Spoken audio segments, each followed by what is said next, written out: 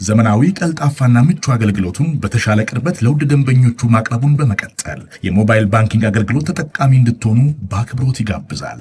በዚህ አገልግሎትም ደንበኞች የሞባይል ስልካቸውን ብቻ በመጠቀም የሂሳብ እንቅስቃሴያቸውን ማወቅ፣ አጭር የሂሳብ መግለጫ መጠየቅ፣ የቼክ ደብተር ማዘዝ፣ የቼክ ክፍያ መረጃ መከታተል፣ የውጭ ምንዛሬ ተመን ማወቅ፣ ከአንዱ ሂሳብ ወደ ሌላ ሂሳብ ገንዘብ ማስተላለፍ፣ ቋሚ ክፍያ ትዕዛዝ መስጠት፣ የብድር ክፍያዎችን መፈጸም ይችላሉ። በዚህ አጋጣሚም የብርሃን ካርዶን በመጠቀም በሽያጭ ማዕከል ማሽን ፖስ ለግብይቶ ክፍያውን መፈጸም እንደሚችሉ ብርሃን ሲያበስራችሁ በታላቅ ደስታ ነው። በጊዜና በቦታ ያልተገደበ ምቾትና ዘመናዊነትን ያነገበ አገልግሎት ተጠቃሚ ስናደርገው ደስ ይለናል። ብርሃን ባንክ፣ እንደ ስማችን ብርሃን ነው ስራችን። Under Ruben Amorim holding on to Leeds was a big problem for Manchester United. This is Matheus Cunha! That's a superb strike, and Manchester United have turned it around again to lead again. Matheus Cunha has pulled something very, very special out of his box of tricks. Arsenal 2, Manchester United 3. ይሄ እንግዲህ ድምጽ ቀደም ሲል የሰማ ነው። ትናንትና እንግዲህ በኤምሬትስ ማቲያስ ኩኛ የማሸነፊያ ግቧን ለማንቸስተር ዩናይትድ ሲያስቆጥር የነበረው ነው። በማንቸስተር ዩናይትድ በኩል የተመለከትናቸው ሶስቱም ግቦች እጅግ አስደናቂ ናቸው። ከዙቢሜንዲ ስህተት የተገኘች ብትሆንም የብሪያን ቤሞ አጨራረስ፣ ከዛ ውጭ ግን የፓትሪክ ዶርጉና የማቲያስ ኩኛም ከሳጥን ውጭ የተቆጠሩ ግቦች እጅግ አስደናቂ ግቦች እንደነበሩ ተመልክተናል። ማንቸስተር ዩናይትድ 3-2 በሆነ ውጤት አሸንፏል። በተለይ በሁለተኛው አጋማሽ የነበረው እንቅስቃሴ አስደናቂ እንደነበር ተመልክተናል። ይህንን ጉዳይ እንመልከተው። በተለይ ለማንቸስተር ዩናይትድ ውጤቱ ምን ማለት ነው? በተከታታይ አንደኛና ሁለተኛ ላይ ያሉት የተቀመጡትን ቡድኖች ነው ማሸነፍ የቻለውና ለካሪክ በጣም አስደናቂ አጀማመር ሆኗል። እንመልከተው። ልክ ነው። ትላንትና ለማንቸስተር ዩናይትድ በጣም የተለየ ቀን ይመስለኛል። ከ10 ቀን በፊት ከካሪክ ሹመት በፊት እና ቀጥሎ ማንቸስተር ዩናይትድ ከማንቸስተር ሲቲና ከአርሰናል ጋር ከፕሪሚየር ሊግ ሁለተኛና አንደኛ ቡድኖች ጋር በተከታታይ እንደሚጫወት ስናውቅ ምንም ተስፈኛ የማንቸስተር ዩናይትድ ደጋፊ ቢሆን በእነዚህ ሁለት ጨዋታዎች 6 ነጥብ ቡድናችን ያገኛል፣ በተለይ ደግሞ እንደዚህ ጥሩ ይጫወታል፣ በተለይ ማንቸስተር ሲቲን ጨዋታ ማለት ነው፣ በተለይ እንደዚህ ጥሩ ይጫወታል ብሎ የገመተ ሰው ያለ አይመስለኝም። ግን የተጫዋቾች በራስ መተማመን በሚሻሻልበት ጊዜ፣ አዲስ ድምጽ በሚሰማበት ጊዜ፣ ውስብስብ ታክቲካዊ ጉዳዮችን ሲስተምን ለማንገስ ብቻ በሚል ከሚያወሳስብ ቀድሞ ከነበረ አሰልጣኝ ይልቅ አላቅም ለወደፊቱ ምን አይነት ስኬት እንደሚኖረው የዚህ ቡድን ዋና አሰልጣኝ ሆኖ ይቀጥል አይቀጥል አላቅም። ግን በአንድ ሳምንት ጊዜ ውስጥ በጥቂት ልምምዶች የፈጠረው ልዩነት በጣም በጣም አስገራሚ ነው። በእርግጥ ከዚህ በፊት ተመሳሳይ አይነት ወዲያው አይነት መሻሻል ከሌላ ፖርቱጋል አሰልጣኝ ተተክቶ የመጣ የቀድሞ የማንቸስተር ዩናይትድ ተጫዋች የቀድሞ የማንቸስተር ዩናይትድ ሌጀንድ ልክ እንደ ማይክል ካሪክ ሁሉ ማለት ነው በአንድ ጊዜ ልክ እንደዚህ አይነት የፐርፎርማንስ አፕሊፍት ፈጥሮ ነበር ኦሌ ጉናር ሶልሻየር የመጣ ጊዜ በትልልቅ ጨዋታዎችም በተመሳሳይ። ለዘለቄታው ምን ማለት ነው የሚለውን መተንበይ በጣም ያስቸግራል። ማንቸስተር ዩናይትድ ለወትሮም የሚቸገርባቸውን አይነት ቡድኖች በሚገጥምበት ጊዜ ልክ በሲቲና በአርሰናል ጨዋታ ላይ ሊኖር የሚችለውን አይነት ስፔስ በማይገኝበት ጊዜ እንዴት ዴቨሎፕ ያደርጋል ቡድኑን ሜዳ ውስጥ ስናየው ነው የካሪክን ለነዛ ጨዋታዎች ያለ መፍትሄ ልናውቅ የምንችለው። እንደ አጋጣሚ ሆኖ ከሶልሻ መልቀቅ በኋላም አሁን ደግሞ ከሩበን አሞሪም ስንብት በኋላ በጊዜ አሰልጣኝነት በአጠቃላይ 5 ጨዋታዎችን ሲያደርግ 5ቱም ትልልቅ ጨዋታዎች ናቸው።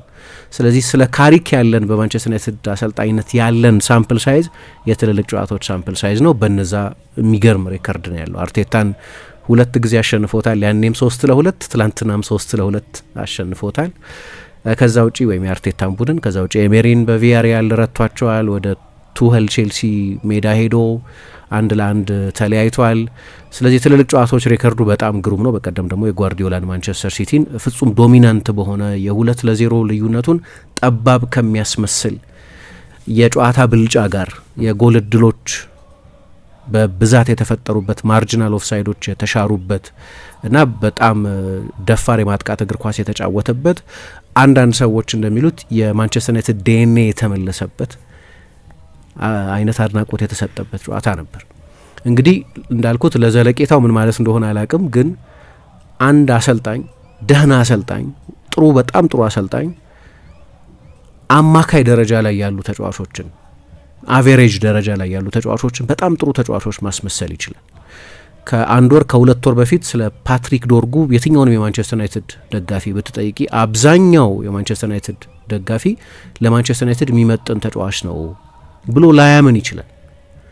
ጥረት ያደርጋል፣ ልክ ነው፣ ግን ሊሚትር ተጫዋች ነው ብሎ ሊያምን ይችላል። አቬሬጅ ተጫዋች ነው ብሎ ነው የሚያምነው አብዛኛው የማንቸስተር ዩናይትድ ደጋፊ።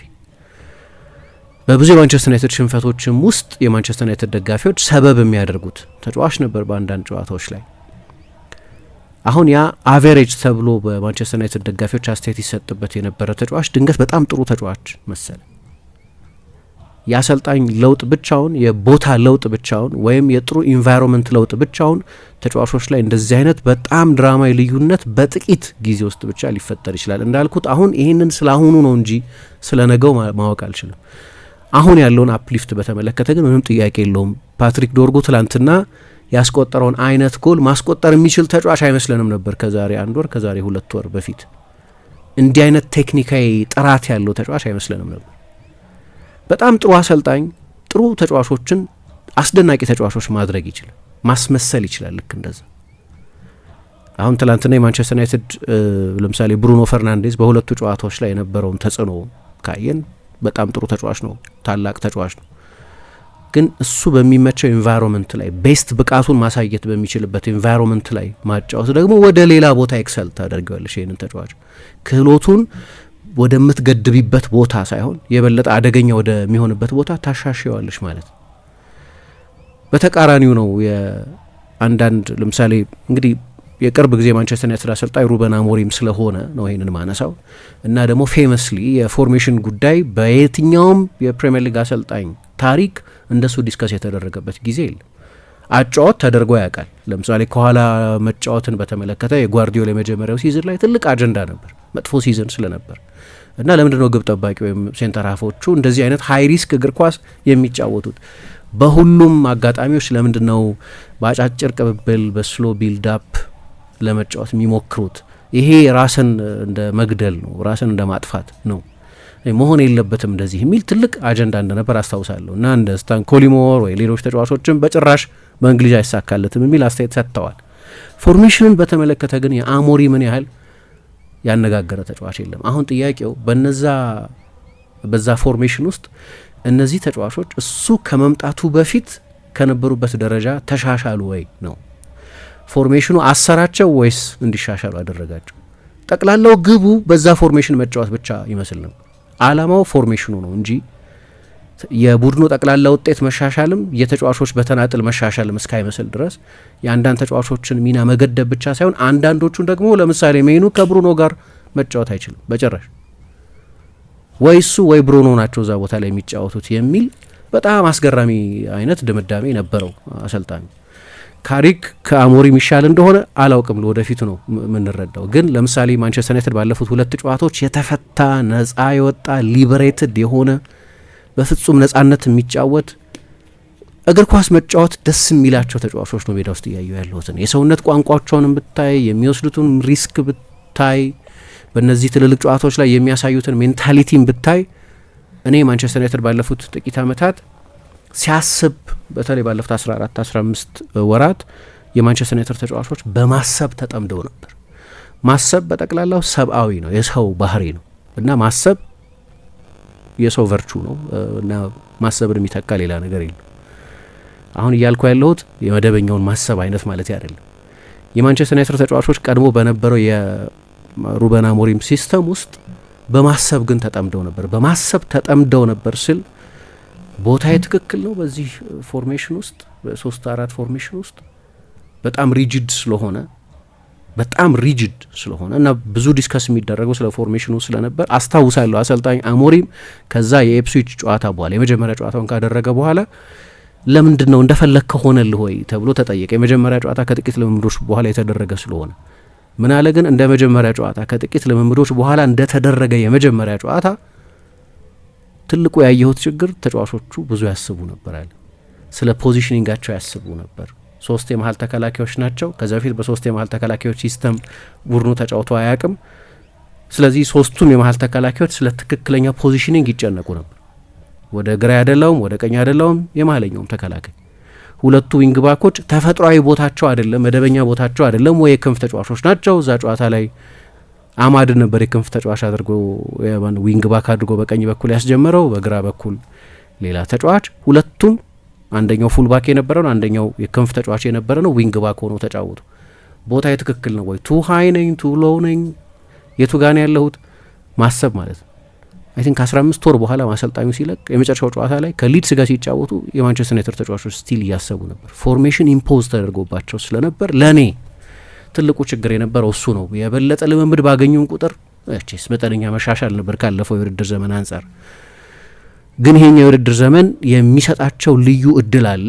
ራሱም ሲዝኑም ለማንቸስተር ዩናይትድ የሚሰጠው እድል አለ። በሳምንት 5 ነጻ ቀን አላቸው። ስለዚህ የበለጠ በሚቀጥለው ጊዜ ልክ ብዙ ጊዜ የሚሰጠው ምሳሌ መኪና እንደ ማሽከርከር አይነት ወይ ብስክሌት እንደ መንዳት አይነት እግርሽን በፔዳሉ ላይ ስታመላለሽ እግር ፔዳል ላይ እየተመላለሰ ነው እያሰበ እያለ አይደለም ሰው የሚያስበው።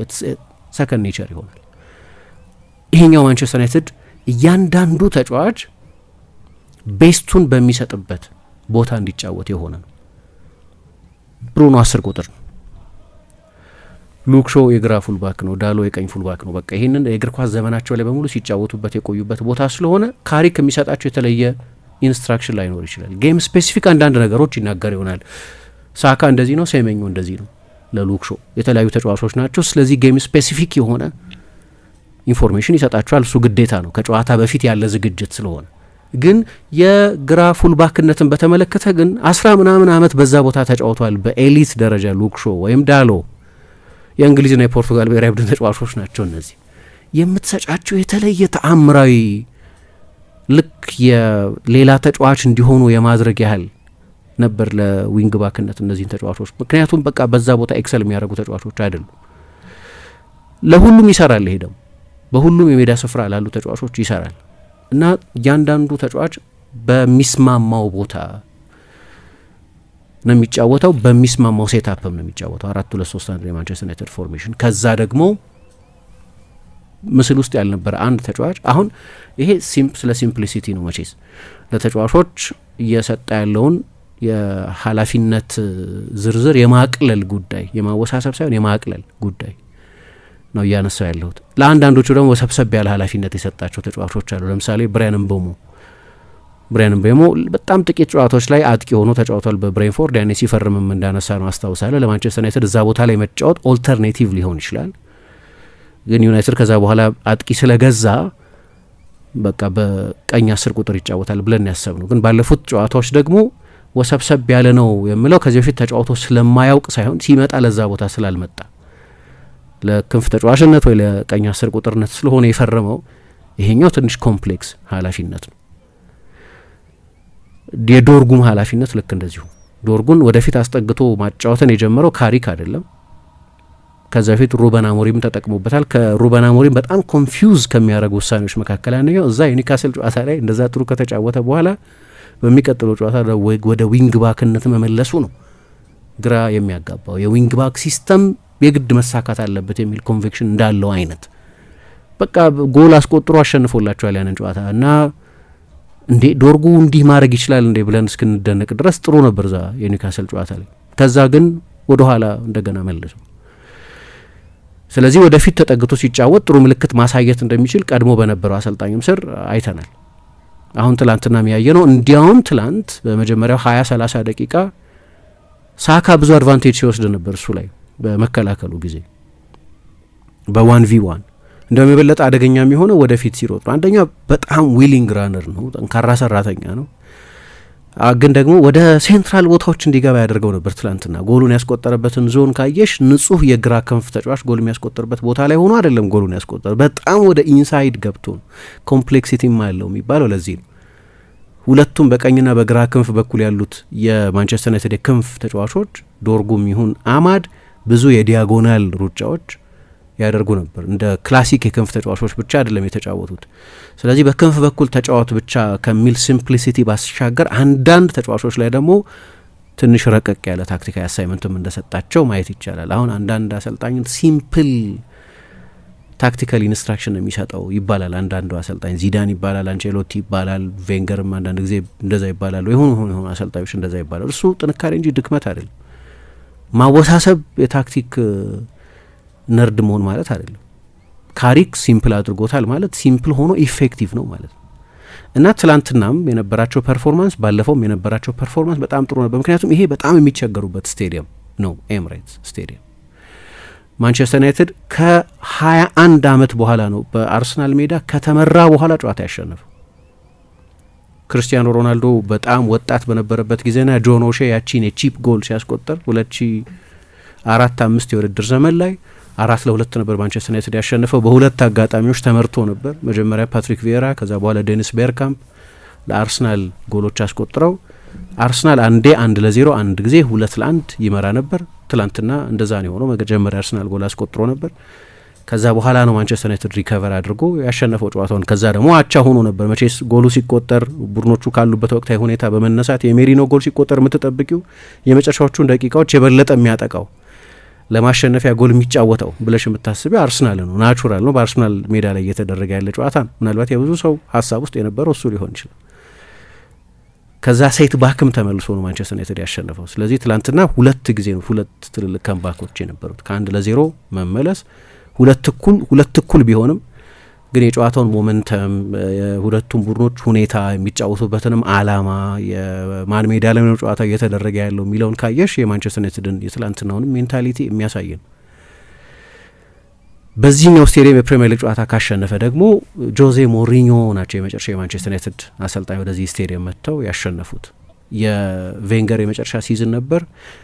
33 ሙከራ አርሰናል ያደረገበት እስካሁን ድረስ የፕሪሚየር ሊግ ሬከርድ ነው መሰለኝ። ዳቪድ ደህያ በአንድ ጨዋታ 14 ሙከራ ያዳነበት በጣም ለየት ያለ ጨዋታ ነበር። 3-1 ነበር ያለቀው። ጄሴ ሊንጋርድ 2 ጎሎች ያስቆጠረበት። ከዛ በኋላ በቅርብ ጊዜ ሩበን አሞሪም፣ ከዛ በፊት ኤሪክ ቴን ሃግ፣ ራልፍ ራኒክ፣ ኦሌ ጉናር ሶልሻ ወደዚህ ስቴዲየም መጥተው አላሸነፉም። ስለዚህ ረጅም ጊዜ ሆኖታል። አይ ቲንክ አሁን በፕሪሚየር ሊግ ካሉት ስቴዲየሞች ሁሉ ረጅም ጊዜ ሳያሸንፍ የቆየበት ስቴዲየም በፕሪሚየር ሊግ ማለት ነው የኤምሬትስ ስቴዲየም ነው። በኤፍኤ ካፕ 2 ጊዜ አሸንፏል። ያው ስለ ሊጉ እያነሳን ስለሆነ ባለፈው አመት በመለያ አመት ግን አንድ ጊዜ ማስታወሳለሁ ኦሌ ጉናር ሶልሻ በተሾመ ጊዜ ካሪክ ምክትል አሰልጣኝ ሆኖ እንደዚሁ አሌክሲስ ሳንቼዝ የማንቸስተር ዩናይትድ ተጫዋች ሆኖ ወደ ኤምሬትስ በተመለሰበት ጊዜ አሸንፎ ያውቃል። ግን በፕሪሚየር ሊግ ነው እያልኩ ያለሁት እና በአጭር ጊዜ በጣም ጠንካራ ኢምፓክት ፈጥሯል። እንግዲህ ምናልባት አንድ የሚታየኝ ነገር የሊበሬሽን ጉዳይ የነጻ የመውጣት የሆነ ትልቅ ልከላከልለት የሚገባ ግራንድ ፍልስፍና ያለኝ ብሎ አለማመን እና ምናልባት እንደምታውቂው ምሳ ልክ ኃላፊነቱን ሲረከብም የቋሚ አሰልጣኝነት እድል የለውም የሚል ፐርሰፕሽን የነበረው ሲመጣ በቃ የትራንዚሽናል አሰልጣኝ ነው የሚቀጥለው ዋና አሰልጣኝ እስኪሾም ድረስ ማንቸስተር ዩናይትድ የሚቀጥለውን አሰልጣኝ ለመሾም በደንብ ጊዜ እንዲያገኝ ተብሎ የተሾመ እስከ ውድድር ዘመኑ መጨረሻ ድረስ ኃላፊነቱን የተረከበ አሁንም ያለው ማይንድሴት እንደዛ ይመስለኛል። ስለዚህ ያም ይዞት የሚመጣው ነጻነት አለ።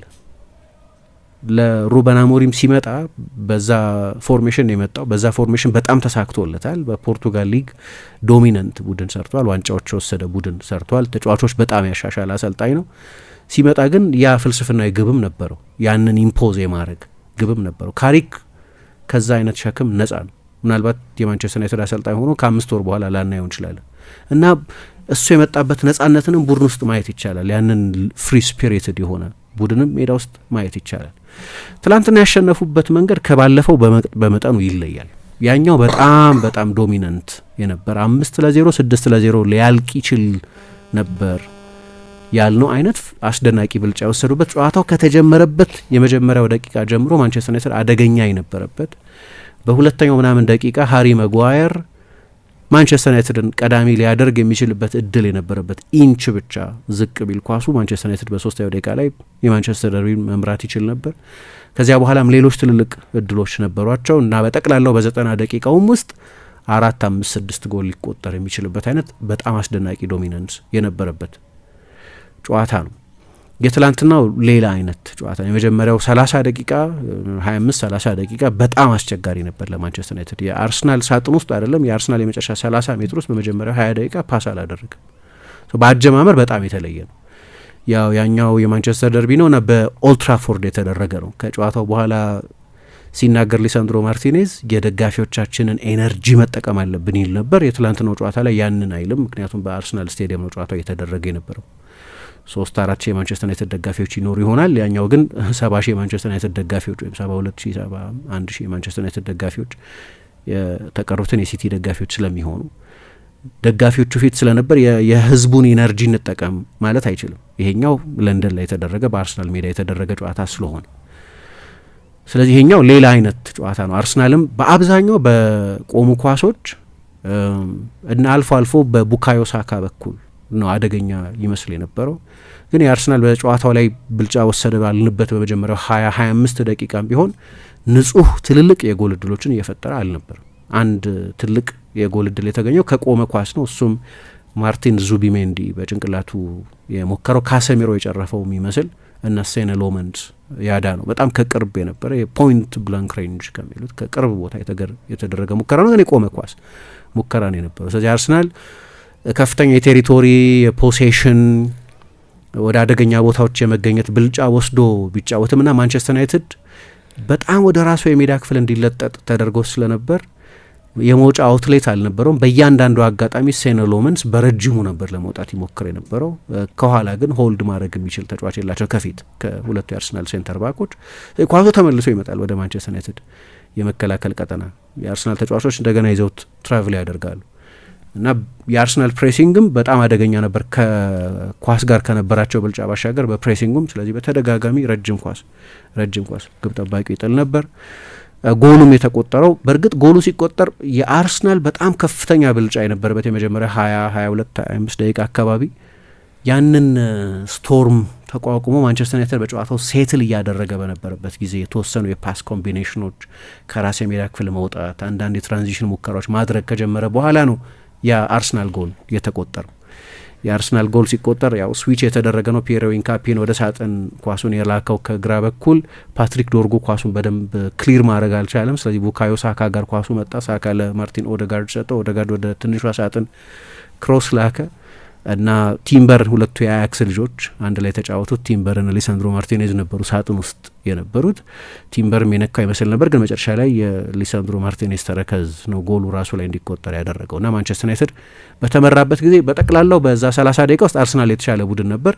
ማንቸስተር ዩናይትድ የበለጠ በመከላከል ዲስፕሊን የሆነ ውጤታማም የሆነ አርሰናል ትልልቅ የጎል እድሎች ያልፈጠረበት በብልጫው መጠን አጋማሽ ነበር። እንደ ባለፈው ሁሉ በቱ ባንክስ ኦፍ ፎር በጣም ኮምፓክት በሆነ ዩኒት አራቱ ተከላካዮች ከአራቱ አማካዮች ጋር በጣም ትንሽ ርቀት ብቻ ኖሯቸው አንዳንድ ጊዜ 4-4-2 የሚመስል ብሩኖና ብሪያን ምቤሞ ከፊት አንዳንድ ጊዜ ብሩኖ ወደ ኋላም ሺፍት ስለሚያደርግ 4-4-1 የሚመስል ሼፕ ኖሮት ማንቸስተር ዩናይትድ በዩኒቶቹ መካከል ግን በጣም ኮምፓክት የሆነ በሁለቱም ፍላንኮች በኩል ያው እነዚህ ዊንግ ባኮች ሆነው ተጫውተው የሚያውቁ ተጫዋቾች አይደሉ። አማድም ፓትሪክ ዶርጉ ደግሞ በዚሁ ሲስተምም በባክ ፎር ሲስተምም ፉል ባክም ዊንግ ባክም ሆኖ ተጫውቶ የሚያውቅ ተጫዋች ነው። ሌቼ በነበረበትም ጊዜ ለዴንማርክ ብሔራዊ ቡድንም ሲጫወት፣ ስለዚህ የራሱ 30 ሜትር ላይ ተመልሶ ሲከላከልም ያንን ማድረግ ይችላል። የተዋጣለት ነበር ማለት አይደለም፣ ግን እዛ ዞን ላይ መጫወት ይችል ነበር። ስለዚህ ዩናይትድ አንዳንድ ጊዜ በጣም ሪትሪት ሲያደርግ ባክ ሲክስ ይሆናል። ምክንያቱም አማድ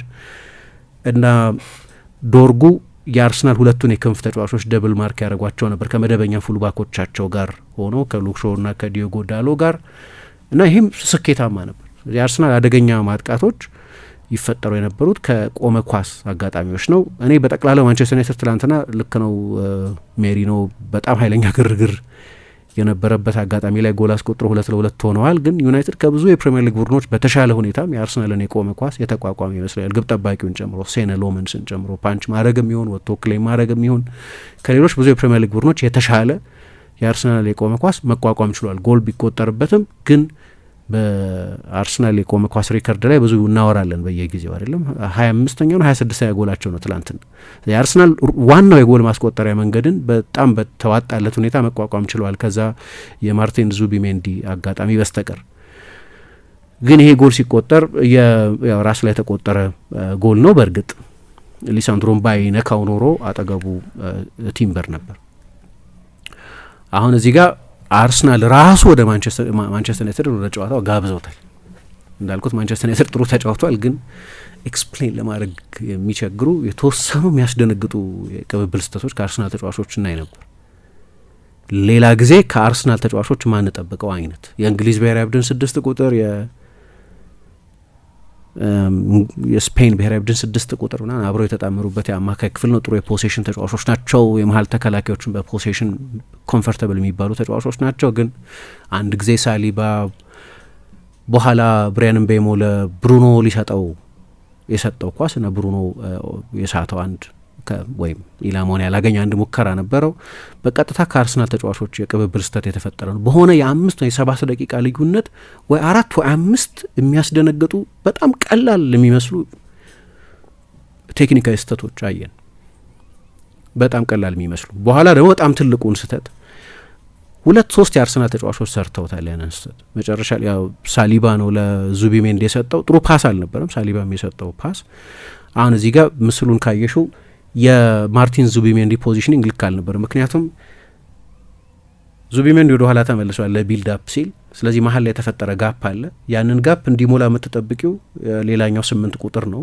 ምክንያቱም ራይስ ኖርማሊ ዲፕ ነው የሚጫወተው። ስለዚህ ያንን የፓሲንግ ሌን መስጠት ነው፣ ያንን የፓሲንግ አንግል መስጠት ነበረበት ለሳሊባ። በቀላሉ እዛ ዞን ላይ እዛ ስፔስ ላይ አንድ ተጫዋች ቢኖር ኖሮ ወደዛ ስፔስ መጫወት ይችል ነበር። ስለዚህ ያንን አውትሌት አላገኘም። በሱ በስተቀኝ በኩል ለነበረው ዙቢሜንዲ ኳሱን ሰጠው። ዙቢሜንዲ ለራያ ለመመለስ ነበር ያሰበው። ቀጥታ አሲስት ነው የሆነው ለብሪያን ምቤሞ እና እቺ በጣም ቁልፍ የጨዋታው ነጥብ ነች። ሚኬል አርቴታም ከጨዋታው በኋላ የስቴዲየሙን ኤነርጂም የቡድኖቹንም ኤነርጂ ሺፍት ያደረገ በጣም ወሳኝ አጋጣሚ ይለዋል። መሆን አለበት ወይ አላቅም። ምክንያቱም እግር ኳስ ውስጥ እንደዚህ አይነት ስህተት ይፈጠራል። ራሱም ደጋግሞ እንደተናገሩ የጨዋታውን አጠቃላይ መልክ መለወጥ አለበት ወይ? አንድ የተሳሳተ ፓስ ኦኬ ጎል ነው፣ ግን አንድ እኩል ነው የሆነው። ስቲል ኢምባላንስ ነው። እስከዛ ሞመንት ድረስ አርሰናል ጨዋታውን ዶሚኔት አድርጓል ያለ ብዙ ትልልቅ የጎል እድሎች መፍጠር። ከዛ በኋላ ለእኔ ጨዋታው እስኪያልቅ ድረስ ማንቸስተር ዩናይትድ በጣም የተሻለ ቡድን ነበር። የመጀመሪያ አጋማሽ ከማብቃቱ በፊት የነበሩት ደቂቃዎችም ላይ፣ ሁለተኛ አጋማሽ ከተጀመረ በኋላ ባለውም ጊዜ አርሰናል እነዛን ለውጦችም ካደረገ በኋላ የአርሰናል ለውጦች ጠቃሚ ነበሩ ወይስ አስፈላጊ ነበር? በአንድ ጊዜ 4 ተጫዋች ለውጥ አላቅም። ከቡድን ባላንስ አንጻር ቡድን 40% መቀየር፣ ሚድፊልዱን በሙሉ መለወጥ ትክክለኛ ውሳኔ ነው ወይ? ኢምፐልሲቭ አይደለም ወይ? እሱ ሌላ ክርክር ነው። ግን ማንቸስተር ዩናይትድ ከዛ በኋላ ባለው ጊዜ በኔ አስተያየት በጣም የተሻለው ቡድን ነበር። የፓትሪክ ዶርጉ ጎል ከተቆጠረም በኋላ የአርሰናል በአርቴታ በኩል ቅድም እንዳልነው በአንድ ጊዜ 4 ተጫዋቾች ለውጥ ያደረገበት ነው። ስለዚህ በጣም ድንቅ ጎል ነው። እኔ እንዴት በሲዝኑ ካየናቸው 2 አስደናቂ ጎሎች መካከል አንዱ ነው። ያ ጎል አስቆጣሪው ማንነት ይመስለኛል ነገሩን የበለጠ የሰርፕራይዝ ኤሌመንት አለው። ፓትሪክ ዶርጉ ጎሉን ማስቆጠሩ ብሩኖ ቢያስቆጥረው ወይም ኩኛ ወይም ቤሞ ወይ አማድ ወይ ሌሎች የበለጠ ክሬቲቭ ተጫዋቾች ቢያስቆጥሩት ብዙ ላይ ያስገርም ይችላል። ጎሉ ድንቅ ነው፣ ምንም ጥያቄ የለው። ማንም ያስቆጥረው የዶርጉ ማስቆጠር ደግሞ የበለጠ የእሱን መነሳሳትም የእሱን ምንድነው መጠነኛ ትንሳኤም ግን ደግሞ የጎል አስቆጣሪው ማን መሆንም የበለጠ ስፔሻል ያደረገ ይመስላል። ከዛ እኔ እንደዚህ አይነት ጎል የጎል አንግል ነክቶ ምናምን ሲቆጠር የበለጠ ለጎሉ ተጨማሪ ውበት የሚሰጠው ይመስለኛል። በጣም አስደናቂ ጎል ነበር። በእርግጥ የአርሰናል ደጋፊዎች በተለይ ደግሞ የአርሰናል ተጫዋቾች ከኋላው የነበረው ማርቲን ዙቢሜንዲ ኳሱን በእጁ ነክቶታል የሚል ኮምፕሌን አቅርቦ ነበር፣ ግን በቪአር አልታየም እና በጣም አስደናቂ ጎል ነበር። የአርሰናል ተጫዋቾች ኮምፕሌን ነበራቸው። ዙቢሜንዲ ጎሉም ሳይቆጠር እጁን ሲያነሳ እናየው ነበር፣ ግን የዙቢሜንዲን ፖዚሽኒንግ ልክ አልነበሩም እዛ ቦታ ላይ። ሁለቱም ከርቀት የተቆጠሩት ጎሎች ላይ በጣም ሰፊ ስፔስ የአርሰናል ተጫዋቾች ለጎል አስቆጣሪዎቹ ሰጥተው ነበር። በተለይ ኩኛ ከሳጥን ውጭ ጎሎች ማስቆጠር የሚችል ተጫዋች እንደሆነ ስለሚታወቅ፣ እነዛን ማጂክ ሞመንቶች መስጠት የሚችል ተጫዋች እንደሆነ ስለሚታወቅ፣ በእርግጥ ያን ጊዜ ዙቢሜንዲ ሜዳ ውስጥ አልነበረም። ስለዚህ 6 ቁጥር ሆኖ እየተጫወተ የነበረውን ዳቪድ ራይስን ወይም ክሎዝ ዳውን ሊያደርገው ይገባ የነበረ ሌላኛውን ሴንተር ሀፍ ሊሆን ይችላል። የፖዚሽኒንግ ስህተት ሰርተዋል ምናምን ካልን የመጀመሪያው የዶርጉ ጎል ሲቆጠር ግን በጣም አስደናቂ ውብ ጎል ነው። በዚህ ሳምንት ካየናቸው አስደናቂ ጎሎች መካከል ሁለቱ የማንቸስተር ዩናይትድ ተጫዋቾች ትላንትና አስቆጥረዋል። 3 አሁን ትላንትና የኤፊሽንሲ ጉዳይ ነው። የባለፈው ጨዋታ ላይ ኦልሞስት ወደ 4 ኤክስጂ ነበር ማንቸስተር ዩናይትድ ያስመዘገበው 3.88 መሰለኝ። አሁን ኦፍሳይዶቹ አይደመሩም ኤክስጂ ውስጥ ኦፍሳይድ ስለሆነ አይካተትም እዛ ውስጥ እንጂ 3 ጎል በኦፍሳይድ ተብሎ የተሻሩ 3 ጎሎች አስቆጥረዋል ወይ 2 ጊዜ ብረስ መልሶባቸዋል። እንደዚህ አይደለም ባለፈው። እንደዛም ሆኖ 3.88 ኤክስጂ ነበራቸው። ትላንትና 0.7 ነው የማንቸስተር ዩናይትድ በጨዋታ ላይ የነበረ ኤክስጂ። ትላንትና የኤፊሽንሲ ጉዳይ ነው። ትላንትና እንደ ባለፈው አይነት በጣም በርካታ የጎል እድሎች የፈጠሩበት ወይ ዶናሩማ የተወሰኑ አስደናቂ ሙከራዎች እንዳዳነው ራያ ከነዛ ከተቆጠሩበት ሙከራዎች በስተቀር ጎሎች በስተቀር ራያ ያዳነው ኳስ አልነበር። ምንም ያድነው ሙከራ አልነበር። ምክንያቱም ኦን ታርጌት የተሞከሩት 3 ሙከራዎች ናቸው። ግን 3ቱም ስፔሻል አጨራረሶች ናቸው። የቅድም ሳ እንዳነሳሹ የእምቤሞም ጎል ቢሆን የእሱን መረጋጋት የሚጠይቅ ግብ ጠባቂውን ከጥቅም ውጭ ማድረግ የሚጠይቅ ነው። 2ቱ ከሳጥን ውጭ የተቆጠሩ ጎሎች ናቸው። ትናንትና ከፍተኛ ኤፊሽንሲ ነበር በእነዚህ ተጫዋቾች ላይ። ግን ተጫዋቾች እንደዚህ አይነት ጎሎች የሚያስቆጠሩት ምን ሲሆኑ ነው የሚለውን በጣም ወሳኝ ነው። ያንን ሪስክ አቨርስ አጨዋወት ሲተዉ ተጫዋቾች ነጻ መሆን ሲሰማቸው ነው። እንደዚህ ከሜንታሊቲ ጋር በቀጥታ የሚገናኝ ነው ከታክቲካዊ ጉዳዮች ባሻገር። ስለዚህ ይሄም ከርቀት ተጫዋቾቹ ጎል እንዲሞክሩ ምናልባት ተጨማሪ ኢንሴንቲቭ ሳይሆናቸው አይቀርም። 2 በጣም አስደናቂ ጎሎች እና ያልተጠበቀ 3 ነጥብ ማንቸስተር ዩናይትድ ወደ ቶፕ 4 የመለሰ ነው። ታስታውሺ እንደሆነ ከኖቬምበር ጀምሮ አሞሪም ከኃላፊነት ከተነሳበት እስከ ዲሴምበር መጨረሻ አካባቢ ነው ከኃላፊነት የተነሳው ወይም ነው ምናልባት ጃንዋሪ ገብቶ ጃንዋሪ ሳይጋ እርግጠኛ አይደለሁም። ግን በዛ ሰሞን የነበሩ አንዳንድ ጨዋታዎች ነበሩ። ማንቸስተር ዩናይትድ በነዛ ጨዋታዎች ላይ ነጥቦች ኮሌክት ቢያደርግ ኖሮ የኤቨርተን ጨዋታ፣ የዌስትሃም ጨዋታ፣ የቦርንመዝ ጨዋታ፣ የሊድስ ጨዋታ እያልን የምንጠቅሳቸው ጨዋታዎች ላይ እና የቶፕ 4 እድል እያለው ስንት ጊዜ ያመለጠው እንለ። በነዛ ጨዋታዎች ማንቸስተር ዩናይትድ በ18 ነጥብ ማግኘት የቻለ 5 ነጥብ ነበር ያገኘ። ምን ያህል የማንቸስተር ዩናይትድን ደረጃ ሊያሻሽሉት ይችሉ እንደነበር በነዛ ጨዋታዎች መገመት ይቻላል። ግን በእነዚህ 2 ትልልቅ ጨዋታዎች 6 ነጥብ አገኘና የቶፕ 4 ቦታ ላይ ተቀመጠ እና አርሰናልም ላይ ከፌብሩዋሪ 2023 በኋላ በየትኛውም ውድድር 3 ጎል ያስቆጠረ የመጀመሪያው ቡድን ሆነ።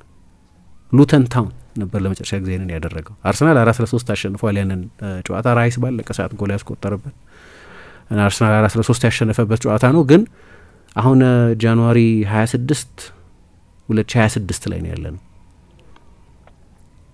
ፌብሩዋሪ 2023 ማለት ከ3 ዓመት በፊት ነው። አርሰናል በየትኛውም ውድድር ከ120 ምናምን በጨዋታ በኋላ ማንቸስተር ዩናይትድ ለመጀመሪያ ጊዜ አርሰናል ላይ 3 ጎል ያስቆጠረ ቡድን ሆኗል። ይህንን ከጥቂት ጊዜ በፊት መተንበይ በጣም ያስቸግር ነበር እና እዚህ ላይ በግለሰብ ደረጃ በእኔ አመለካከት ምንም ጥያቄ የለውም። ትላንትና ሃሪ ማጓየር የጨዋታው ኮከብ ሆኖ ወጥቷል። ስለዚህ ዲፌንሲቭ ማይንድድ የሆኑ ተጫዋቾች በሙሉ ተሳክቶላቸዋል። ምክንያቱም የአርሰናል ኦፕን ፕሌይ ኤክስጂ 0.3 ነበሩ። በክፍት ጨዋታ አርሰናል ያስመዘገበው ኤክስጂ 0.3 ነው። ይሄ ብዙ ጊዜ ከሚነገር የአርሰናል ክፍት ጨዋታዎች የጎል እድል ፈጠራ ድክመት ጋር የሚገናኝ ነው። በዛው ልክ ደግሞ ከማንቸስተር ዩናይትድ የመከላከል ተጫዋቾች የነበረ አስደናቂ ፐርፎርማንስን የሚያሳይ ነው። ይሄኛው ሼፕ ለነ ካሰሚሮ ለነ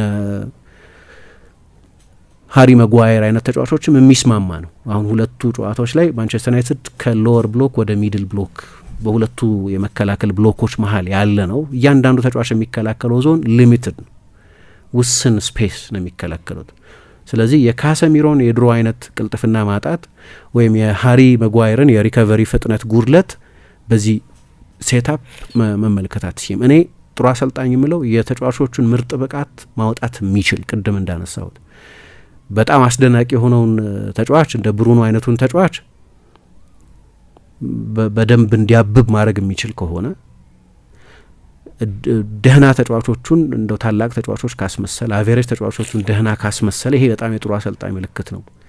በዛው ልክ ደግሞ የጥሩ አሰልጣኝ አንደኛው ማሳያ የተጫዋቾቹን ድክመት መሸሸግ የሚችል ታክቲካዊ ውቅር ማበጀት የሚችል ሲሆን ሊሚቴሽናቸውን መደበቅ የሚችል ሲሆን ካሰሚሮን 40 ሜትር መከላከል አለመቻል አሰልጣኙ ያውቃል። ስለዚህ መከላከል እንደማይችል እያወቅሽ ለምን 40 ሜትር በጎንና በጎን በኩል 20 ሜትር እንዲከላከል ለምን ውቅያኖስ እንዲከላከል ታስገድጇለሽ? ሰፊ ስፔስ እንዲከላከል ለምን ታስገድጇለሽ? ስለዚህ ሽሪንክ ነው ያደረገው ስፔሱን። አሁን ለነዚህ 2 ጨዋታዎች የሚሰራ ሊሆን ይችላል። ሌሎቹ ጨዋታዎች ላይ ማንቸስተር ዩናይትድ የበለጠ ሪስክ መውሰድ አለበት። ስለዚህ የተጋጣሚ ቡድን የበለጠበት ትራንዚሽን ያጠቃል እና የካሰሚሮ የትራንዚሽን የመከላከል ሊሚትን እናየው ይሆናል። ቀጣዩ ማንቸስተር ዩናይትድ ኤቮሉሽን መሆን ያለበት በነዛ ጨዋታዎች ላይ የሚኖረው መሻሻል ነው። ይሄ ለረጅም ጊዜ የቆየ ችግር ስለሆነ በትልልቅ ጨዋታዎች ላይ ያው በአሞሪምም የአሰልጣኝነት ጊዜ አንፊልድ ላይ ሄዶ አሸንፏል፣ ኤቲሃድ ላይ ሄዶ አሸንፏል። ትልልቅ ድሎች ነበሩት። እኔ በባህሪ የተለያዩ ናቸው እላለሁ እነዛን ፐርፎርማንሶች ከዚህኛው በጣም የተለዩ ናቸው። ነገር ግን እንደ ሁለት ጨዋታዎች ምሳሌ ግን የተጫዋቾቹን ሊሚቴሽን መደበቅ ችሏል። የጥሩ አሰልጣኝ ኳሊቲ እሱ ነው። እያንዳንዱ ተጫዋች ይነስም ይብዛም የሆነ ድክመት አለበት። የተጋጣሚ ቡድን እነዛን ድክመቶች ያውቃቸዋል። ግን አንቺ መደበቅ ትችላለሽ በምትሰጪው ስፔሲፊክ ታክቲካዊ አሳይመንት። የካሴሚሮም የማጓየርም ባለፉት ሁለት ጨዋታዎች በጣም ጥሩ የተጫወቱት ተጫዋቾች 34 እና 32 ዓመት የሆናቸው ተጫዋቾች ናቸው በእድሜም። ግን በጨዋታ ስፔሲፊክ ሁኔታም አሁን ባሉበት ሁኔታ ሰፊ ስፔስ መከላከል አይችሉም። ከዛ ሜኑን ደግሞ አሰለፈው። እኔ ያው ከሜኑ ጋር ምን አይነት ሁኔታ እንደነበር አላቅም። በስፔሲፊክ ችግሩ ሩበን አሞሪም ከሜኑ አዘ ፕሌየር ግን ለ6 ወር አንድም ጨዋታ ማታስጀምሪው ከሜይ በኋላ አሰልጣኙ እስኪሰናበት ድረስ አንድም የፕሪሚየር ሊግ ጨዋታ አላስጀምርም። ይሄ ለእኔ በጣም ዊርድ የሆነ አመለካከት ነው። ምክንያቱም እኛ እንደ እግር ኳስ ተመልካቾች ኮቢ ሜኑን ሩበን አሞሪም አሰልጣኝ ሆኖ ከመሾሙ በፊት እናውቀዋለን። አሁን ሰሞኑን ያየነው ተጫዋች አይደለም። ለእንግሊዝ ብሔራዊ ቡድን የአውሮፓ ዋንጫ ፋይናል ድረስ የተጫወተ ከዛ የ2024 የእንግሊዝ ብሔራዊ ቡድን በጣም ቁልፍ ተጫዋቾች መካከል አንዱ የነበረ ለ18 ለ19 ዓመት ተጫዋች በሚያስደነግጥ ፐርሶናሊቲ የተጫወተ ኤንድ የመጀመሪያ ፕሪሚየር ሊግ ጨዋታውን ሲያደርግ ጉዲሰን ፓርክ ላይ ጋርናቾ ያንን የመቀስ ምት ጎል ባስቆጠረበት ጨዋታ ላይ የአማካይ ክፍሉን 6 ቁጥር ሆኖ ብቸኛ 6 ቁጥር ሆኖ ሚድፊልድ ዶሚኔት አድርጎ የወጣበትን ጨዋታ እናውቃለን። ኤፍ ኤ ካፕ ፋይናልን ዶሚኔት ሲያደርግ እናውቃለን። አዲስ ተጫዋች አይደለም። የሆነ ሰው መጥቶ ኤክስፕሌን የሚያደርግልሽ አይነት ሩበን አሞሪም መጥቶ ኤክስፕሌን የሚያደርግልሽ አይነት ተጫዋች አይደለም። እኔ አሁን አልቀበልም እንደዚህ አይነት ኤክስፕላኔሽን። ለእኔ ለራሴ አያሳምነኝም ልል እችላለሁ። በቃ ሊሚትር ተጫዋች ነው። ኦፍኮርስ እያንዳንዱ ተጫዋች ሊሚትር ተጫዋች ነው። ግን ለእኔ ቤስት ሲስተም ኢዝ ያንቺን ቤስት ፖቴንሻል ያላቸውን ተጫዋቾች እንዲጎሉ የምታደርጊበት ሲስተም ነው ቤስት ሲስተም። ለተጫዋቾቹ የተሻለ ፊት የሚያደርገው ሲስተም ነው ቤስት ሲስተም እንጂ አንቺ የምታምኝበት ሲስተም ብቻ አይደለም። እሱ አንድ ነገር ነው። ሲስተምም አይደለም ፎርሜሽን ነው ለነገሩ። የጨዋታ ፍልስፍናም አይደለም ፎርሜሽን ነው ለነገሩ። እና የአትሌቲሲዝም ችግር አለበት። ቀልጣፋ ላይሆን ይችላል።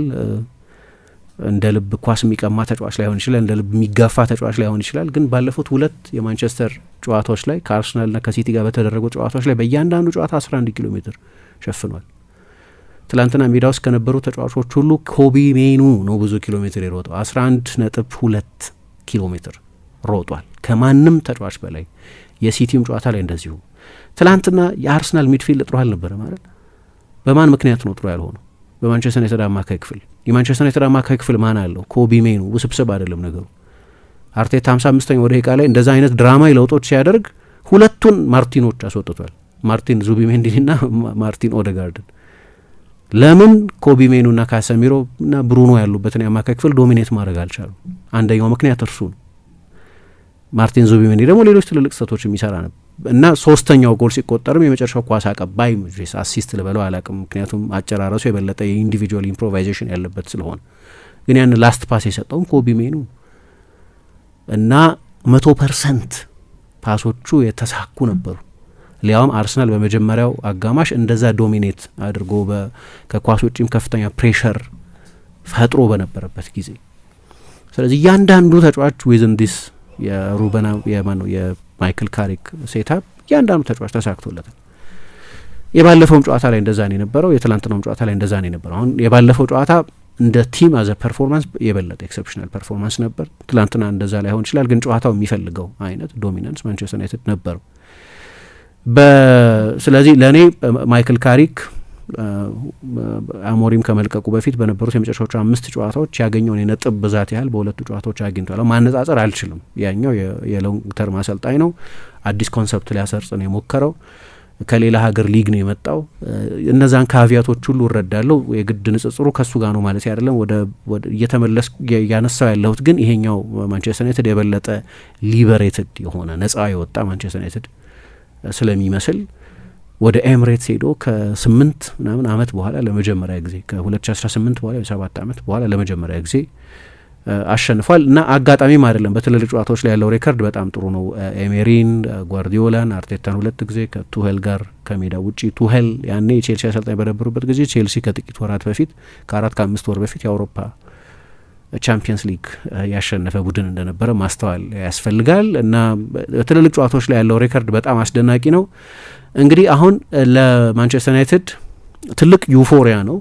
እኛ ሀገር ላሉ ደጋፊዎች ትላንትና ትልቁ ድል ነው፣ የትም ዓለም ላይ ላሉ በእርግጥ ግን ለሎካል ደጋፊዎች ደግሞ የባለፈው ሳምንት ጨዋታ የበለጠ ትልቅ ድል ነው። ሎካል ራይቫለሪው ከማንቸስተር ሲቲ ጋር ስለሆነ የከተማ የብራጊንግ ራይት የሚሉት ነገር አለ እነሱ። 2 ስፔሻል ድሎች ናቸው። 2 ስፔሻል ፐርፎርማንሶችም ናቸው ለእኔ በባህር የተለያዩ ናቸው። ትላንትና የበለጠ ሬዞሉት መሆን የሚጠይቅ የበለጠ ፕሬሸር መቋቋም የሚጠይቅ የበለጠ የአእምሮን ጥንካሬ መቋቋም የሚጠይቅ ነው። ካሪክም ከጨዋታ በፊት እዚህ ቦታ መጥቶ ነጥብ መውሰድ ለብዙ አሰልጣኞች ከባድ እንደሆነ፣ ለብዙ ቡድኖች ከባድ እንደሆነ ባለፉት ዓመታትም በእኛም ታሪክ በቅርብ ዓመታት የማንቸስተር ዩናይትድ ታሪክም ግን ደግሞ በፕሪሚየር ሊግ ትላንትና አርሰናል ለመጀመሪያ ጊዜ ነው በሜዳው በዚህ ውድድር ዘመን የተሸነፈው። ትላንትና ማንቸስተር ዩናይትድ የገጠመው ቡድን በአመቱ ሁሉ 2 ጨዋታ ብቻ የተሸነፈ ቡድን፣ በጣም ጠንካራ ቡድን ነው ትላንትና ማንቸስተር ዩናይትድ ያሸነፈው። ዝም ብሎ ተራ ቡድን ሳይሆን የፕሪሚየር ሊግ መሪ ሆኖ ወደ ትላንትናው ጨዋታ የመጣ እንደው ከትላንትናው ጨዋታ በፊት ሬሌቨንስ ትሰጫዋለሽ አትሰጪውም አላውቅም፣ ምሳ ግን የኦፕታ ሱፐር ኮምፒውተር 93% በዚህ ዓመት የፕሪሚየር ሊግ ሻምፒዮን የሚሆነው ቡድን ብሎ ፕሪዲክት ያደረገው እነዚህ ቡክ ሜከርስ የሚሏቸው ደግሞ አቋማሪ የውርርጅ ድርጅቶች የሚባሉት ደግሞ 85% ዋንጫ የሚወስደው ብለው የተነበዩትን ቡድን ከቀናት በፊት የወቅቱን የሴሪያን መሪ ሊያውን በሮቴሽን ሁለተኛ ቡድን የተጠባባቂ ተጫዋቾቹን ተጠቅሞ ኢንተርን ዶሚኔት አድርጎ 3-1 አሸንፈው የመጣን ቡድን ነው ማንቸስተር ዩናይትድ ትላንትና ያሸነፈው።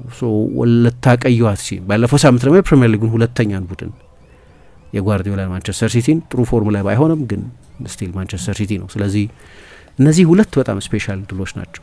ለዩናይትድ ደጋፊዎች የሚሰጡትም ትርጉም በጣም የተለየ ይመስለኛል። እንደ ኢቮሉሽን ግን ማንቸስተር ዩናይትድ ከዚህ በኋላ ወዴት ነው ኢቮልቭ የሚያደርገው የሚለውን ግን ከመካከለኛ በታች ካሉ ቡድኖች ጋር በሚደረገው ጨዋታ የበለጠ የምንረዳው ይመስለኛል።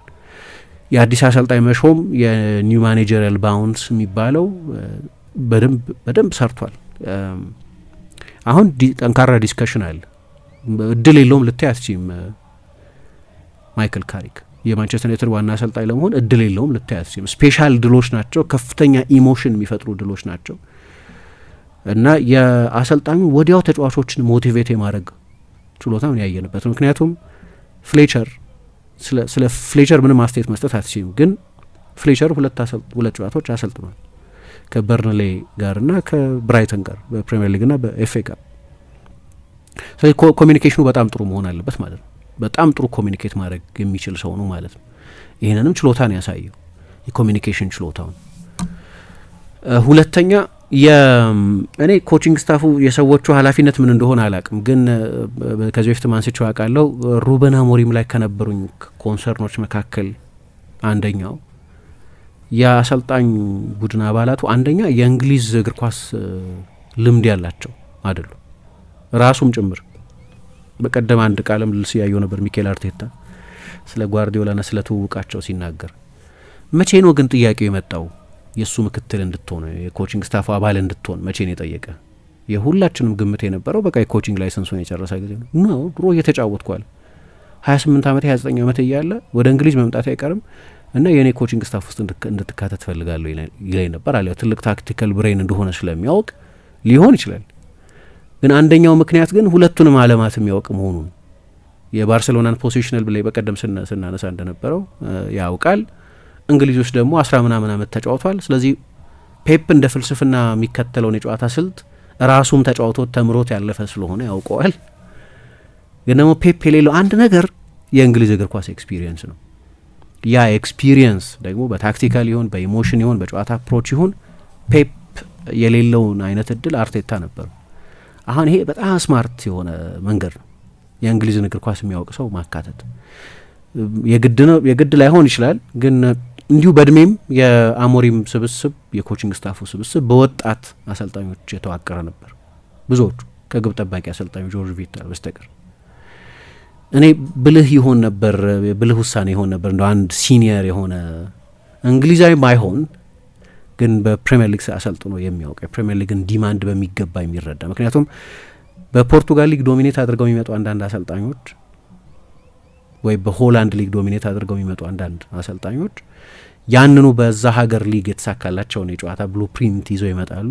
የፕሪሚየር ሊግን ፈተና በሚገባ አይገነዘቡትም እና የሆነ ጊዜ ሾክ ያደርጋቸዋል።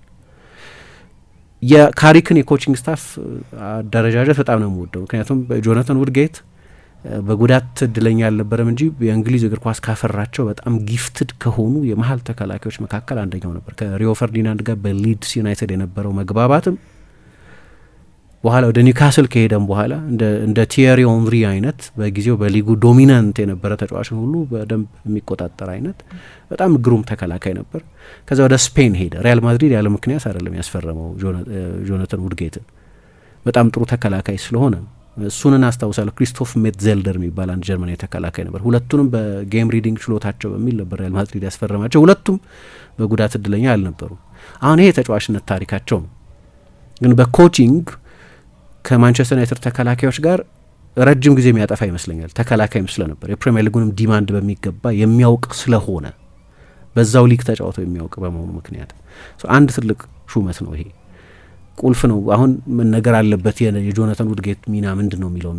ግን ባለፉት 2 ጨዋታዎች ላይ የፕሪሚየር ሊግ አንደኛና ሁለተኛ ብዙ ጎል ያስቆጠሩትን ቡድኖች ነው ነሊፋይ ያደረገው የማንቸስተር ዩናይትድ የተከላካይ መስመር። ባለፈው ሲቲ አንድ ኦን ታርጌት ብቻ ነበር የሞከረው። አርሰናል ትናንትና በከፍት ጨዋታ 0.3 ኤክስጂ ብቻ ነው ያስመዘገበው። ከመከላከሉ ጋር የሚገናኝ ነው። ካሪክ እንላለን፣ ግን የካሪክ ስታፍ ውስጥ ያሉ ሰዎችን ማንነትም ማስተዋል የሚገባን ይመስለኛል። በኦርጋናይዜሽን በጣም ኦርጋናይዝድ የሆነ ነው የማንቸስተር ዩናይትድ የተከላካይ መስመር። ከዛ ደግሞ ስቲቭ ሆላንድ እንግዲህ የቼልሲ ምክትል አሰልጣኝ የኮቺንግ ለውጥ በሚደረግበት ጊዜ ሳይቀር ኤቨር ፕሬዘንት የነበሩ ሰው ናቸው ስቲቭ ሆላንድ። ከእንግሊዝ ብሔራዊ ቡድን ጋር ደግሞ ሰዎች ለጋሬት ሳውዝጌት የሚገባውን ክብር አይሰጡትም ነው የምለው እኔ ሁልጊዜ። 2 የአውሮፓ ዋንጫ ፋይናል የተጫወተ፣ 1 የዓለም ዋንጫ ሴሚ ፋይናል፣ 1 የዓለም ዋንጫ ኳርተር ፋይናል የተጫወተን አሰልጣኝ ክብር ማትሰጪ ከሆነ ከኳርተር ፋይናል አልፎ ውድድር ሁሉ ማይሳተፍ ቡድን 2016 ላይ የነበሩበትን ሁኔታ እናውቃለን። 2018 ላይ ሴሚ ፋይናሊስት አደረጋቸው። 2 የአውሮፓ ዋንጫዎች ፋይናል አደረሳቸው። የዛ ስታፍ አባል የነበሩ ናቸው። ልታሳንሿ እሺም እንደ አይነቱን ችሎታ ያለው ግን ቼልሲ ውስጥም ብዙ ዋንጫ ያሸነፉ አሰልጣኞች በሚቀጠሩበት ጊዜ የኮቺንግ ስታፍ አባል የነበሩ ናቸው እና ልምድ ያላቸው በእድሜ በደንብ ኤክስፒሪየንስ ሊሆኑ ናቸው። እንደዚህ አይነት ፊገር ማለት ነው ስለ ኮቺንግ ስታፍ አባላት ሳነሳ። ከዛ ደግሞ ጆን ኢቫንስ አለ። ጆን ኢቫንስ ደግሞ አሁን ያለውን የማንቸስተር ዩናይትድ የስኳድ ኦዲት በደንብ የሚያውቅ ነው። አምና ተጫዋች የነበረ ነው እና እኔ አወቃቀሩም በጣም ተመችቶኛል እንደ ቅጥር የመጡት የኮቺንግ ስታፍ አባላት እና አርሰናል ከ782 ቀን በኋላ 3 ጎል ተቆጥሮበታል። በሜዳው ደግሞ ከ987 ቀን በኋላ ብራይተን ነው በ2023 ሜይ ላይ ለመጨረሻ ጊዜ ጎል ያስቆጠረው። ከዛ ደግሞ የካሪክን ኤሌመንቶች ታያለሽ። ለምሳሌ በጠባብ ስፔሶች ላይ ኮቢ ሜኑ በጣም ጥሩ ተጫዋች ነው። ግን ካሪክ እንደ ተጫዋች ለእኔ ብዙ ጊዜ እንላለን የፓሰር ነው፣ የስፔናውያን አይነት አማካዮች ዝንባሌ ያለው ነው፣ በቱተች በዋንተች የሚታወቅ አሰልጣኝ ነው ምናምን እንላለን። ዩናይትድ ውስጥ ያንን ማየት ትችላለች። ትላንትና በነገራችን ላይ አርሰናል ዶሚኔት ካደረገበት የመጀመሪያው 30 ደቂቃ በኋላ በአንዳንድ ጠባብ ቦታዎች ላይ ባለፈውም አንድ ፈገግ የሚያስበል የኮሜንትሪ እንትን እያየን ነበር። በጠባብ ቦታ የማንቸስተር ዩናይትድ ተጫዋቾች አይደለም ትራያንጉል ሲሰሩ ምናምን አንዱ ተጫዋች በአረብኛ ኮሜንትሪ ያንን አይነት ቅብብል በጠባብ ያንን ሮንዶ የሚሉት ማለት ነው ባርሴሎናዎቹ የሮንዶውን በጠባብ ቦታ አየን። ደግሞ እነዚህ ልጆች ይኸው ለምርጡ ማንቸስተር ዩናይትድ መጫወት አይችሉ ይሆናል። ፕሪሚየር ሊጎች ያሸንፍ ለነበረው ማንቸስተር ዩናይትድ መጫወት አይችሉ ይሆናል። ግን ጥሩ ተጫዋቾች ናቸው። ሲመጡ አብዛኛው ማንቸስተር ዩናይትድ ደጋፊ ምርጥ ተጫዋች አገኘን ነው የሚለው። ከሆነ ጊዜ በኋላ ነው ፌል የሚያደርጉት። ይሄ በቀጥታ ከኢንቫይሮንመንት ጋር የሚገናኝ ነው፣ ምንም ጥያቄ የለውም። ስንት ጊዜ እናንሰው ይሄን ሁሌ ከኢንቫይሮንመንት ጋር የሚገናኝ ነው፣ ምንም ጥያቄ የለውም። እነዛ ተጫዋቾች ድንገት መለያ ሲቀይሩ ጥሩ ማይጫወቱ ከሆነ፣ ድንገት ክለብ ሲቀይሩ ጥሩ ማይጫወቱ ከሆነ ያ ካታርሲስ አለ ማለት ነው። ወዴትም እንዳትሻሻይ የሚያደርግ ካታርሲስ አለ ማለት ነው። አሁን የተፈጠረው ኢንቫይሮንመንት ግን ቢያንስ ለጊዜው ያለው ኢንቫይሮንመንት ግን ተጫዋቾች ፍሎሪሽ የሚያደርጉበት አይነት ኢንቫይሮንመንት ነው። ለወደፊቱ ምን ማለት ይሆናል ከሚቀጥለው ፉልሃምን ከሚገጥሙበት ጨዋታ ጀምሮ ማየት እንጀምራለን። ለወትሮ ዩናይትድ የሚቸገረው የበለጠ የሚቸገረው በፉልሃም አይነት ጨዋታዎች ወይም አሞሪም ከመሰናበቱ በፊት የነበሩት አይነት ብዙ ስፔስ የማይሰጡ ባላጋራዎችን ሲገጥም ነው። ስለዚህ ያኔ የበለጠ እንረዳለን እነዚህን አይነት ጨዋታዎች የበለጠ አሁን ትላንትም ወይ በተለይ ደግሞ የባለፈው ጨዋታ ላይ በጣም አነስተኛ ፖሴሽን ይዞ በትራንዚሽን ለመጫወት የሚያስችል አጫዋት ነበሩ። የሚቀጥለው የፉልሃም ጨዋታ ላይ አይገርመኝም 60% ኳስ ቢቆጣጠር። ስለዚህ ያኔ ምንድነው የሚሆነው በትራንዚሽን የምታጠቂበት ስፔስ ሊሚትድ ስለሚሆን ከፖሴሽን በኋላ የሚኖር ፔኔትሬሽን ያስፈልጋል ማለት ነው። ያንን ማድረግ ይችላል ቡድኑ። ቀጣዩ እንዲያድጉ የምንጠብቅበት ኤቮሉሽን እሱ ነው። ወይም የሚቀጥለውን ጨዋታ ማለት ብቻ ሳይሆን እንዲህ አይነት ባህሪ ያላቸውን ጨዋታዎች በተመለከተ ማለት ነው። ስለዚህ ለዩናይትድ በጣም ስፔሻል ቀን ነበር። እኔ ብዙ አልኩ። አንቺ እንዴት ኤክስፒሪየንስ አረግሽ? የትላንትናውን ጨዋታ እንዴት ነበር? ዩናይትድ ለምን አሸነፈ? ባለፉት 2 ጨዋታዎች ያየሽው የዩናይትድ ጎላ ብሎ የሚታይሽ መሻሻል የትኛው ነው? ያው ጥሩ ጨዋታ ነበር። የመጀመሪያዎቹ 15-20 ደቂቃዎች አርሰናል ዶሚኔት አድርገው ነበር። ያው ሙከራዎች አልነበሩትም አይደለ? በተለይ የግብ ዕድሎችን ሊፈጥሩ የሚችሉ ትላልቅ ሙከራዎች አልተመለከትንም። ግን በቃ አርሰናል ያው እንደዛ እንደሚያደርግ ኤክስፔክት አረጋለ። ከዛ በኋላ ግን ያየነው ዩናይትድ መሻሻል አስገራሚ ነውና አሁን እኔ የተለየ በጣም ለውጥ ያለው ሲስተም ወይም ደግሞ ፎርሜሽኑ መቀየሩና ከዛ ውጭ ግን ተጫዋቾች በእነዚህ 2 ጨዋታዎች ለማን እየተጫወቱ እንዳለ የገባቸውም ይመስለኛል አይደለ? ምክንያቱም በተለየ ስሜት ነው እየተጫወቱ የሚገኙት ጨዋታውንና እሱን የተመለከትኩ ይመስለኛል። በዩናይትድ በእያንዳንዱ ዩናይትድ ተጫዋች ላይ ያንን ታያለህ። በቃ ለመጫወት ያላቸውን ጉጉት ታያለህ። ከዛ ውጭ ግን ዶርጉ ምልክቶቹ ማሳየት ጀምሮ ነበር። በሩበን አሞሪም ስር እንደዚህ አይነት ጎል ማስቆጠር እንደምችል አላውቅም እስኪል ድረስ አስደናቂ ግብ ማስቆጠር ጀምሮ እንደነበር ተመልክተናል። ግን የበለጠ ደግሞ ወደፊት ተጠግቶ ሲጫወት ምን አይነት ተጫዋች እንደሆነ የሚያሳየ ነውና ለእኔ የትናንትናውና የባለፈው ሳምንት የማንቸስተር ዩናይትድ ፐርፎርማንስ በክረምት ዩናይትድ ስላስፈረማቸው ተጫዋቾች ጥራትም የሚናገርም ይመስለኛል አይደል? ስህተት የተሰራ አይመስለኝም ባሳለፍ ነው የውድድር አመት። በእርግጥ ቤንያሚን ሼሽኮ ይቀረዋል ገና፣ ግን ስህተቶችን የሰሩ አይመስለኝም እና እሱንም በሚገባ ያየንበት ነበረ። በጣም ጥሩ ውጤት ይመስለኛል። ጥሩ 6 ነጥቦች ይመስለኛል። አሁን የቡድኖቹ ማንነት ብቻ ሳይሆን ያገኛቸው 6 ነጥቦች ግን 4ኛ ደረጃ ላይ እንዲቀመጥ አድርጎታልና በአርሰናል በኩል ያው አንዳንድ ተጫዋቾች ትክክል እንዳልሆኑ ተመልክተናል። ግን ለምሳሌ እኔ አርቴታ ላይ ማነሳው ጥያቄ የኢንተር ጨዋታ ያን ያህል አስፈላጊ ነበር ወይ? በሚገባ ከዛም የበለጠ ሮቴት እንዳያደርግ ያደረገው ያን ያህል አንገብጋቢ ነበር ወይ እንድል ያደርገኛል። ምክንያቱም አንደኛ ደረጃ ሆኖና 2ኛ ደረጃ ሆኖ ማጠናቀቅ በሻምፒየንስ ሊግ ቀጣይ ጉዟቸው ላይ ያን ያህል ለውጥ አያመጣም፣ ምንም ለውጥ አያመጣም፣ ምናልባት ከሚገኘው ገንዘብ አንጻር ካልሆነና አርሰናል ለምን የኢንተሩ 2ኛ ሆኖ እንደሚያጠናቀቅ እርግጥ ነው አይደለ? ኢንተሩ ጨዋታ ላይ በሚገባ ሮቴት ማድረግ አለመቻሉ ምናልባት የትናንትናው ጨዋታ ላይ በተወሰነ መንገድ ዋጋ ያስከፈለው ይመስለኛል። 3 ጎል ተቆጥሮበት አያውቅም በዚህ ውድድር አመት። አርሰናል ረጅም አመት ሆኖ አይደለ 3 ጎል ከተቆጠረበት። በዚህ ውድድር አመት በሜዳው ተሸንፎ አያውቅም። እንደዛ እነዚህን ጥንካሬዎች ካሰብ ከባድ ነው። ግን ማንቸስተር ዩናይትድም ቢሆን የሲቲ ጨዋታ ላይ ያስተላልፈው መልእክት ግን ቀላል ነበር ብዬ አላስብም። አርሰናል ቢያሸንፍም ጨዋታውን ጊቭን እንዳልነበር እኔ ኤክስፔክት አድርጌ ነበርና እንደውም ትልቁ ውጤት ከዚህ ጨዋታ አቻ ሊሆን ይችላል የሚል ግምት ራሱ ነበረኝ። ከኤምሬትስ የአርሰናል ውጤት ራሱ አቻ ሊሆን ይችላል ብዬ ገምቼ ነበር። ከዛም በተሻለ ነውና ባለቀ ሰዓት አቻ ከሆኑ በኋላ ራሱ ድጋሚ ጨዋታውን ለማሸነፍ የሄዱበት መንገድ ራሱ አስደናቂ ነበርና በጣም ጥሩ ድል ይመስለኛል። ያው አርሰናል በወረቀት ቀጣዩ ጨዋታ በጣም ቀላል ይመስለኛልና ግን ይቀጥላል ወይ? ቡድኗን ከዚህ ስሜት ቶሎ መውጣት አለበት አይደል? በተከታታይ በነገራችን በፕሪሚየር ሊጉም በተከታታይ ማሸነፍ አልቻለም።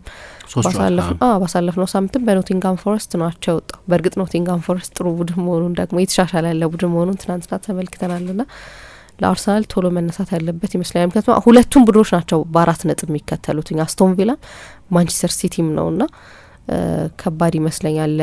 በአጠቃላይ ጥሩ ሳምንት አይመስለኝም ለአርሰናል። ስለ አርሰናል እንኳን ለብቻው እናነሳለን፣ ግን ጥሩ ሳምንት አይደለም።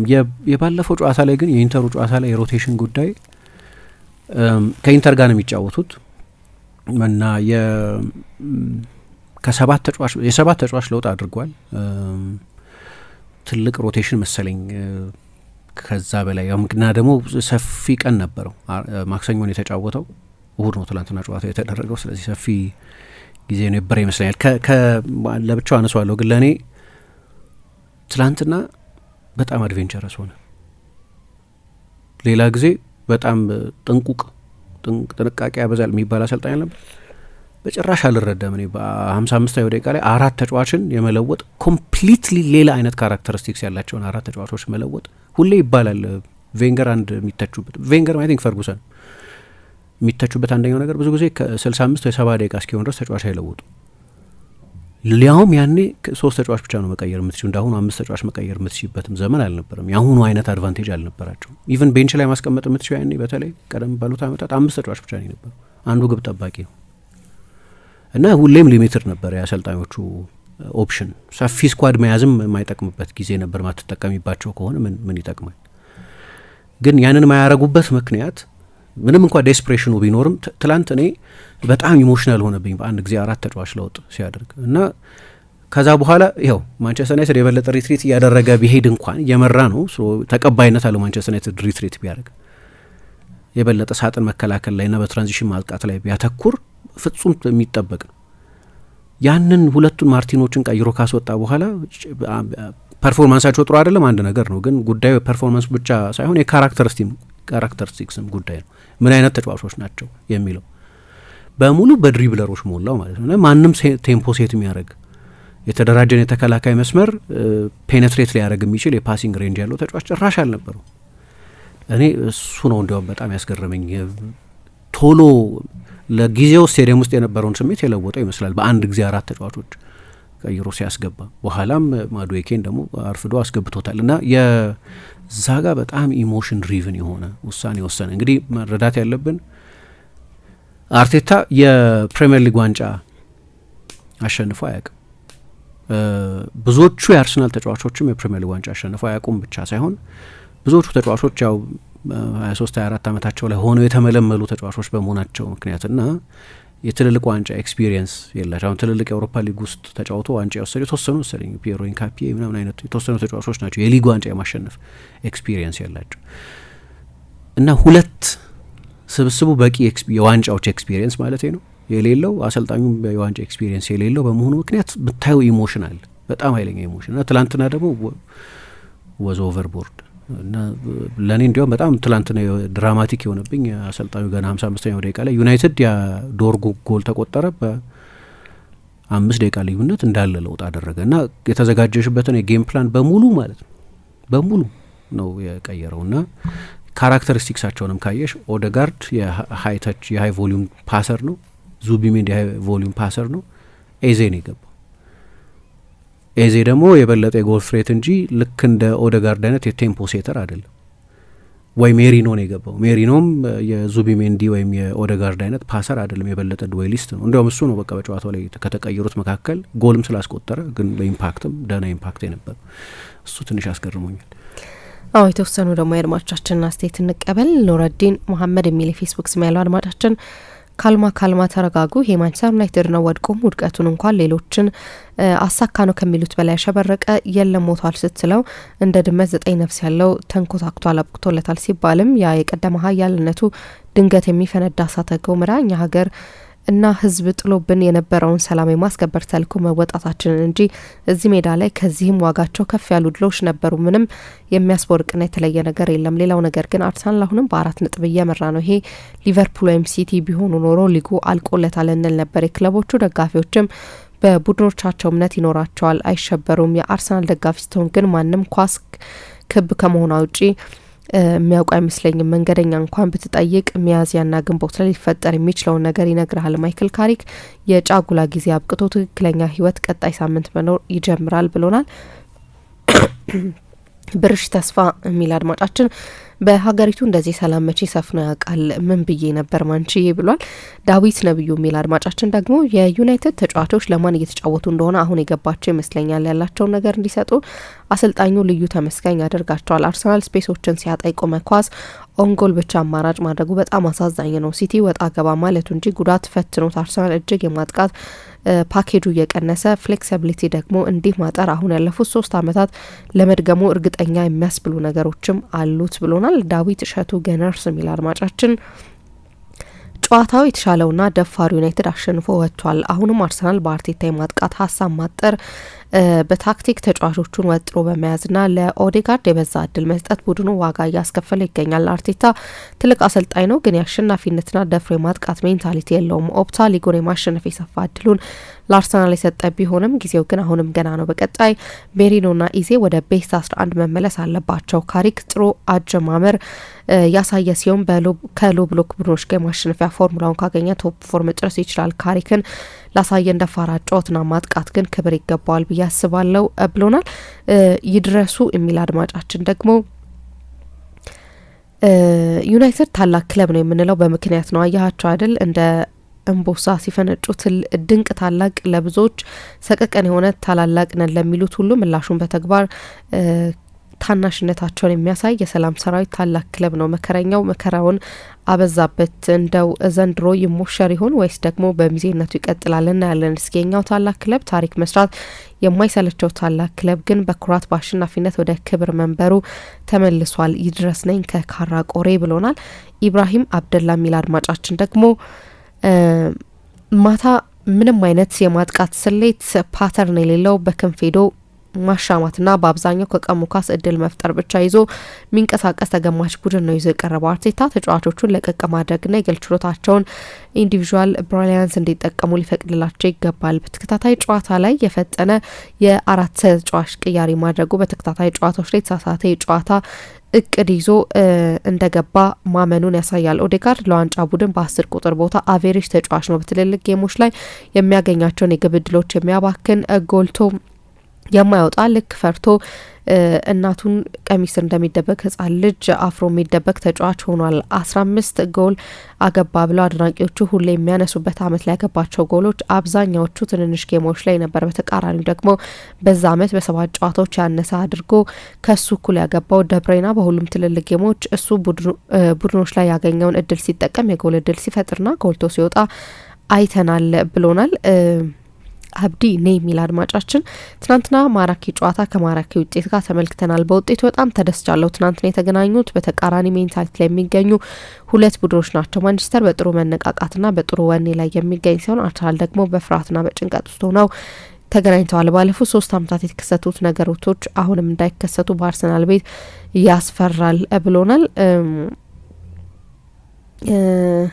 ኢዛና የሚል አድማጫችን ደግሞ ዩናይትድ በጨዋታው ላይ ሊተገብር ያሰበውን ነገር በመጀመሪያ በዙቤ ስህተት በተገኘች ጎል ከዛ ደግሞ በዶርጉና በኩኛ ድንቅ ጎሎች ታግሶ ጨዋታውን አሸንፏል። ይገባቸዋል። ሁልጊዜ እንደምለው የአርቴታ ቡድን ኦን ደ ፒች በሁሉም ዲፓርትመንት ማጥቃቱን መከላከሉን በሚመዘንበት መመዘኛ ፐርፌክት ለመሆን የሚቀርብ ሪካርድ ይዞ መስትዊን የሆኑ ተጫዋቾች ላይ ዴሊቨር አያደርግም። በ2024-25 በ4 ጨዋታ 20 ጎል ያገባ ቲም ወሳኙ ሰዓት ላይ ከቪላ ጋር ጎል ሳያገባ ወጣ። አምና ፒኤስጂን የማሸነፍ አሪፍ ሪካርድ የነበረው ቲም ወሳኝ ሰዓት ላይ ተሸነፈ። ዛሬ ደግሞ ለ3 አመት 3 ጎል አስተናግዶ ማያቅ የተከላካይ መስመር በወሳኝ ሰዓት ሲያፈስ ታይዋለክ። ዞሮ አሁንም በኋላም ቢሆን በእርግጠኝነት ሲቲ ከአርሰናል የበለጠ ነጥብ ይጥላል። የአርሰናል ነጥብ ጋፕም ስላለ አርቴታ ያሉትን ችግሮች ቀርፎ የተመኘውን ዋንጫ ያመጣልናል ብዬ አስባለሁ ብሎናል። የመጨረሻ አስተያየት እንቀበል። መሳይ ሜሽ የሚል አድማጫችን አርሰናል ጨዋታውን ሲጀምር በጥሩ ሞራልና በኳስ ብልጫ ነበር። በዚህ ምክንያት 1 ጎል አስቆጥረን ነበር። ነገር ግን ዙቢሜንዲ ለዩናይትድ ንጹህ ኳስ ሰጥቶ ወደ ጨዋታ መለሳቸው።